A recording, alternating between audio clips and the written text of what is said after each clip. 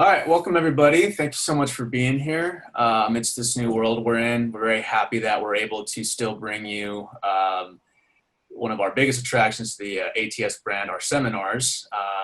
Our first seminar today is led by Anna Livermore, founder and CEO of Mora, and she will be talking about how to launch a new product line in today's market, which is a very different market than yesterday's market. So welcome, Anna. I'll let you take it from here. Please wait for Q&A till the end, but please let them come in as you have your questions. I'll be monitoring them, and then at the end, we'll go ahead and jump on. So go ahead, Anna. All right, perfect. So if anyone has any questions, you can go ahead and put that in the Q&A, and then we'll get to them at the end. But for time's sake, we're going to take you through the presentation, which is launching in today's market, which is obviously a new presentation that I have altered from what we used to talk about. So I'm really excited to share it with you guys today. I'm just going to go ahead and share screen really quickly so that you guys can see the presentation. All right. Perfect. All right. So today we're talking about launching 101 in today's market. And a lot has changed, but I can tell you guys that we are successfully having designers launch and sell. So we're here to let you know it's possible and to give you some different tactics on how to make that happen. So I'm Anna Livermore. I'm owner of Mora, where passion comes first. And we help launch fashion designers. I've been doing this since 2008. And we do patterns, samples, manufacturing, as well as branding, social media, photo shoots. So everything that you need to get through to launch successfully. And we also help with, I do some coaching that I'll talk about a little bit later, but that is, where we take you through the budget and the timeline and the costing, all of that fun stuff about being a designer. Okay, so enough about me. Let's get into today's market. So reviewing your message is the first thing that I want you to do. And you've probably already done this, but we've got to, yes, acknowledge what's going on. Yet at the same time, you want to be spreading joy. There's this movement online of the happy news movement. I'm sure you guys know it. If you haven't, look into it. But people, it seemed like when this first happened, people went into shock and then denial and then anger. And then people from this anger were moving into, that's not going to be my message. That's not what I'm going to be focusing on. They wanted to spread joy. And by you spreading joy as a designer, you're also then giving more permission to the people that are your customers and your social media platform to spread joy as well. So I wanted to give an example. I work with a client that has wedding dresses, and everybody was like, how do we launch? What do we say? What's happening? But with weddings, for the most part, they're still happening. And whether the weddings got pushed back or they're in the backyard, there's still that bride that wants the permission to be looking at the wedding dresses and to be thinking about her happy day. And even if that's going to be not how she originally pictured, she can still wear that wedding dress and she can still be a bride for a day. Might not look exactly how she wanted in the first place, but giving that customer permission to say, yes, it is all right to think about your wedding day. And yes, it is all right to think about the day where we all get to get out of lockdown and go to a summer barbecue or do other things, and giving people permission to do that. I have another client who we started the hashtag, the dog walk is the new catwalk. So there's a movement where people are getting dressed up to go walk their dogs, and they're walking their dogs 6, 7, 8 times a day. So you might as well dress up. That's the only thing we get to do. So hashtag, you guys are free to use that. The dog walk is the new catwalk. So you want to review your message. What are you going to say to your audience? You don't want to, I wouldn't suggest completely ignoring that, it's different, but we can do that with a different perspective or with bringing light into somebody's life. So review your message is the first step. And then you've got to pivot your immediate business plans. So as a business owner, this will not be, I hope I don't disappoint you guys, but this will not be the last challenge you guys have to face as a business owner. It may be the largest, hopefully it's the largest, and if we can get through this COVID, you can get through anything. So anything that comes up in the future, you can just look back and be like, we got through 2020, this won't be any problem. But as a business owner, I've learned in the last 12 years, I always thought like everything's good. Let's just have things just stay like this. And that's just not the reality of being a business owner. Challenges come up, pivots have to be made, and that's what sets business owners apart, successful business owners apart from the people that aren't successful, is they're able to take these challenges and figure out a way through it. And thinking about different opportunities. So as a smaller designer right now, you have these opportunities that you didn't have before. One, shipping's taking a lot longer, right? So you can do a pre-sale and say, I'm opening up the window for 5 days to take pre-orders and they'll ship in 2 weeks.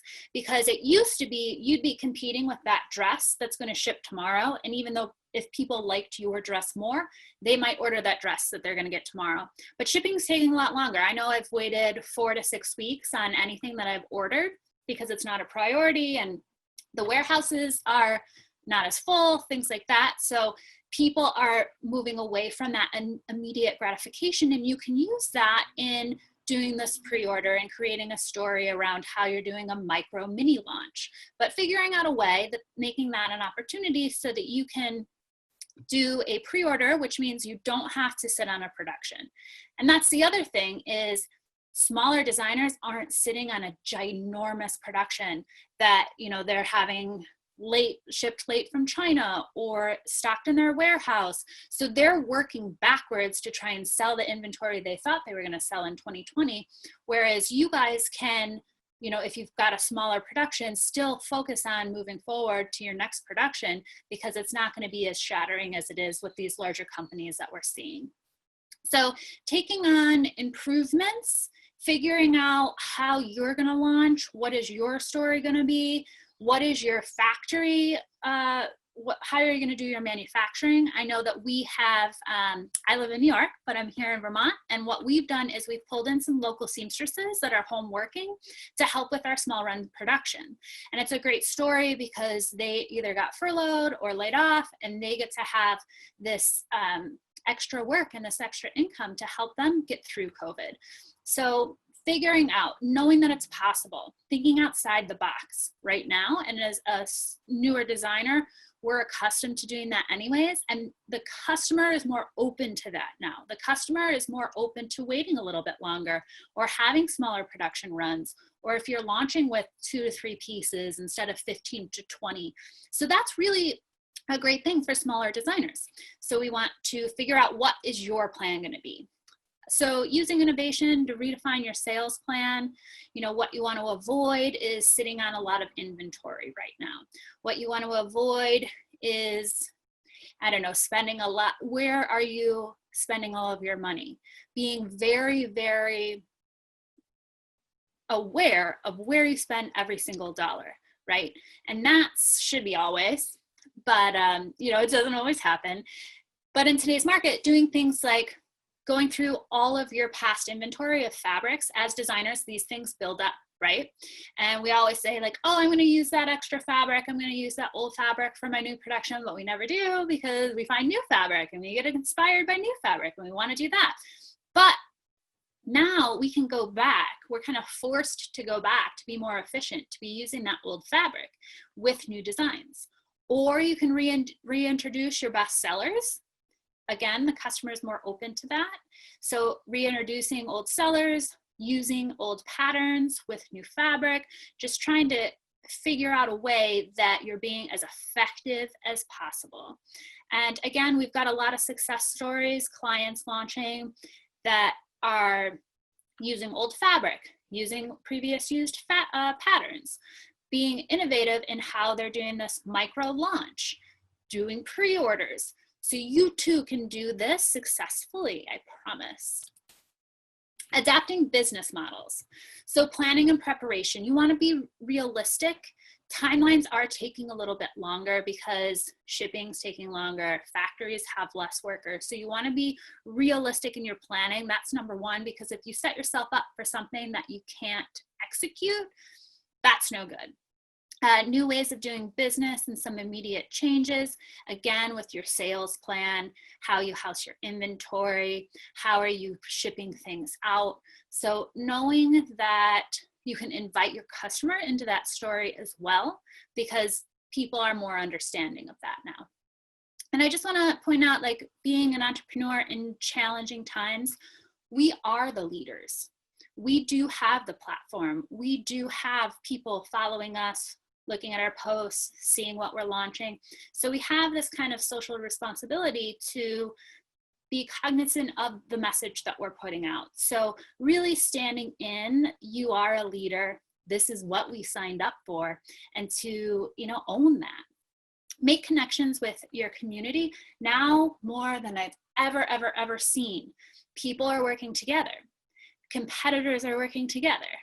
Factories are being more open to smaller manufacturing and figuring things out. Like, everyone, it's been really amazing to see everyone come together and really do this, really just work together and help each other out. So staying connected with your community, you can talk to some other local designers in your area, see what they're doing, see if you guys can cross promote on social media. And that's getting into creating digital and virtual opportunities. So really partnering up, creating lots of content, creating social distancing photo shoots, all of this, just, again, thinking outside of the box. So preparing for a market shift, managing your sample and production. We talked about how we're using local resources, but you can do that too. Just figure out, there's some really great at-home seamstresses. When New York was shut down, dry cleaners were considered essential businesses. And there's a lot of talented seamstresses at dry cleaners. So we were pulling samples and doing them at local dry cleaners. We've got some offshore options. So if you're thinking about doing something in the Dominican Republic or offshore somewhere, they're really opening up to doing less minimums as well, unlike that I've ever seen in the industry before. So you're gonna have to shift what you had originally planned for your sample and production, because factories are shut down or locked down, people are working from home, but it is possible. Just figure out, have a plan A, B, and C. And really, you've got to also stop and give yourself credit for what you have been doing. A lot of times when we have this plan A, and plan A doesn't go like plan A, but plan B worked pretty well, we see that as a failure. And we've got to see that as, taking a challenge and figuring out something new, and really give yourself credit for doing that. Because although things didn't look like they did originally, maybe you didn't sell that 2,000 piece production that first go around, you sold 500 or you sold 50 even, like, that's a success, and you're learning and you're growing, and your next launch will be even more successful. Okay, so I have some steps for you guys to walk away with. Number one, pick one thing to do for yourself. Now more than ever, self-care is important. We're stressed, we're overwhelmed, we've got a lot going on, we're constantly bombarded with statistics and everything that's happening. So it's easy to get off track and forget that you have to take care of yourself so that you can show up for your business. You can show up for your family. So my homework for you guys today is pick one thing to do for yourself. That can be a face mask. That can be sitting quietly for an hour with your book. It doesn't have to be extravagant, but finding ways that you can bring joy into your life under stressful times will help you get through this. Number two is reach out to one person a day. So I've been doing this myself in, picking those people that, it can be your best friend, someone that makes you laugh, somebody that inspires you, someone that you get advice from. But having people that you talk to, it's so easy. I don't know about you guys, but I can isolate and I'm good, like alone all day with Netflix. I'm good. It's not great for my head. So I have to make the, actually make the effort to reach out to people. It's so easy to feel isolated when we're all at home, working from home. We're not having, the little daily contact with the person that we order coffee from or the people on public transportation. So making a valid effort to reach out to one person today that will just be silly with you or give you advice or inspire you, or someone that you can help too. If you're feeling helpless, you help someone, and that will make you, it sounds selfish, but like helping people will help you feel better. So whatever that is, you can rotate it, someone that makes you laugh, someone you can help, someone that inspires you and gives you advice, but reaching out to one person a day. Join an online event. You guys are here, so you're already doing that, which is great, but there's so many virtual things going on right now. Live events, seminars, workshops, Google Hangouts, so many things that you can do to stay connected. So you guys already did that one, so you can cross it off. And then I want to talk about making a schedule. So I don't know about you guys, but I don't do well with idle time. It's like if I'm busy and I'm in the office, I can get a lot done. But if there's this like idle time, it's like things get hazy. So I've broken down the things that as a business owner and designer, you should be scheduling. And if you schedule all of this, then you're getting everything else done that needs to be done. So money, so whether that means on Fridays you go through your budget or your profit loss or your QuickBooks for an hour. Your virtual presence, maybe you do that 20 minutes a day, 10 minutes a day, or you do that all on Mondays and pre-schedule all of your Instagram posts. Creating content. So again, we've got to think outside the box. We can't have those full-blown photo shoots, but you can do social distancing shots. There's a really great photographer that's been taking photos of people in their windows. So being able to figure out what your content's going to be. And creation, you want to have some time for you to be creating and designing and feeling inspired, whatever that looks like. Like Friday, I spent all day working on my branding and making sure that all of my handouts and everything I do has the same font and the same Pantone colors and all of that. So you guys are going to see some amazing presentations this week, but that's not something that I normally spend time on. It's always something that I've wanted to do. And then sales, obviously we've got to focus on sales, scheduling out your time of when you're going to work on that. We all have different schedules. So maybe you've got kids at home, so it's got to be at night or at nap time. But if you make a schedule to get everything done, it's going to be so helpful. All right, so your social responsibilities as leaders, you want to be writing your branding story. What is your message in today's market? Who do you want to be? What do you want to say? What is the copy that you're going to be saying? Number 6, reevaluate social media plans. So your brand awareness, how are you getting in front of people, your message, engagement, looking at some different Instagram business plans, and then communicate with your customer. So who's your ideal customer? How are you communicating with them? Creating blog ideas. So blogs are an amazing way to get your message out, posting it on your website.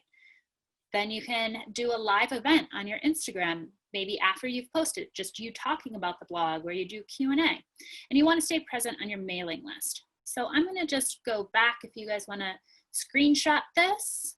These are the steps that I'm giving you guys so that you can stay productive during these times. I'll go ahead and do this one too. So hopefully you guys all did that. All right. Okay, so I wanted to take a second to talk about that coaching. Right now, it's been so amazing working with all these designers through COVID, because it's made such a difference to have someone to connect with that can give them actual steps and keep them moving and brainstorm these different ideas of ways to launch. So normally I do a month of coaching at $2,000, but we're offering it if you sign up before June 15th at $1,200. So you can contact us at Mora Inquiry.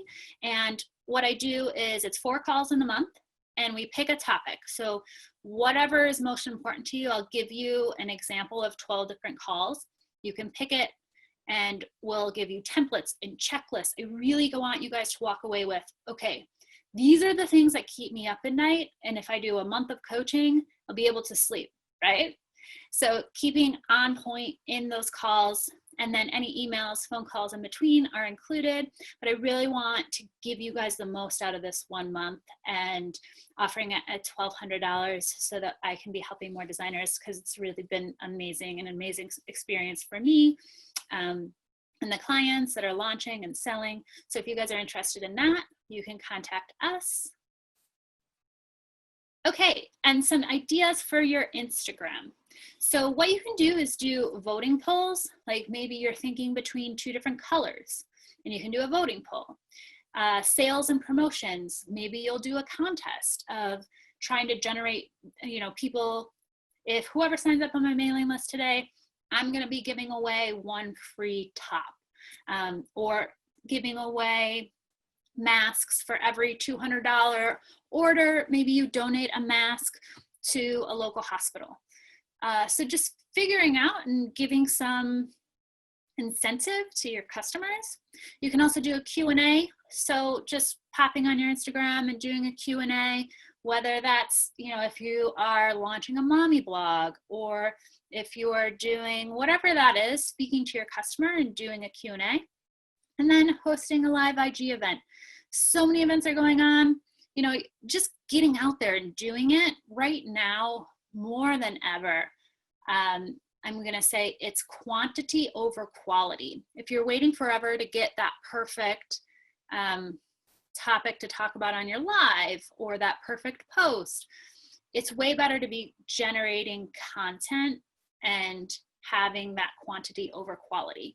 I know for me, I just kind of backed myself into like figuring out how to do these Zoom events. And I did a live seminar all day from 9 to 5.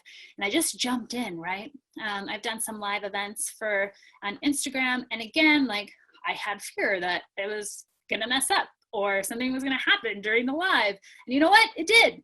And you just keep going and you keep rolling. And like, again, the customer they're being more forgiving right now. So these are some different Instagram tools that you can use to have all of your posts pre-planned. So just some, people always ask me like what we recommend and platforms that we use. So I threw this in there for you guys. And that's it. That's today's presentation. So we've got some time. I'm going to go ahead and stop sharing the screen so you guys can see me. And we have some All right, questions. so we've got some questions. Yeah, so will this PowerPoint be available via this live via email? So yeah, we send out all of our PowerPoints after the show has concluded. So if you have subscribed to the mailing list, then you will receive a link to all of the PowerPoints via slideshow. So be on the lookout for that. Sorry, Jason, I wanted to add, I forgot. No, it's okay. Please. I do a 20-minute complimentary strategy session. So if anyone, we've got a cut today at 1:45, but if anybody didn't get to their questions, or maybe, it's a little too hard to ask in front of everyone, you can contact me and we can do a free 20-minute strategy. So you can contact me at Anna, ANNA, at vmora.com. All right, and we can, we'll provide this information as well to all of our viewers. So does anybody else have any more questions for Anna at the moment? No? Okay, well, she will be back tomorrow, same time, 1:00 p.m. And then you're gonna be speaking throughout the week, Anna, so. Yeah, every day, 1:00, I'll be here. So thank you so much. Again, we'll have this information available to everybody currently subscribed on the emails. And Anna, we'll see you tomorrow. We'll be back on in an hour with Frances Harder, who will be going over a checklist on. Love her. She's great. She is great. So, okay, thanks everybody. We'll see you back in a little bit. Thank you again, Anna. Well, thank you everyone for joining. We'll see you tomorrow. All right. Bye.